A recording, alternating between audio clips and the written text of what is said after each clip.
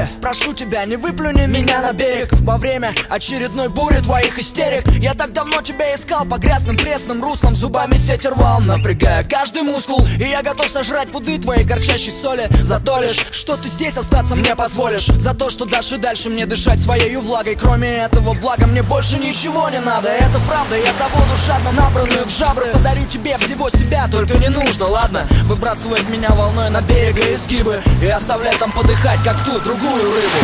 Чистый воздух, как едкий дым, совершенно непригоден для дыхания. Рыбы не живут без воды и не ищут почвы под плавниками. Рыбы не умеют ходить и летать не умеют тоже. Рыбу очень просто убить, лишив того, без чего она не может.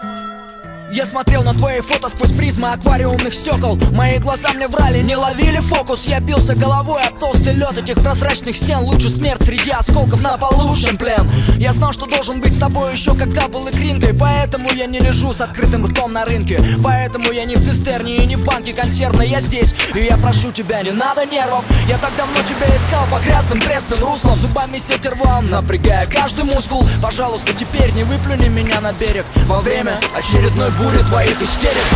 Чистый воздух, как едкий дым, совершенно непригоден для дыхания. Рыбы не живут без воды и не ищут почвы под плавниками. Рыбы не умеют ходить и летать не умеют тоже. Рыбу очень просто убить, лишив того, без чего она не может.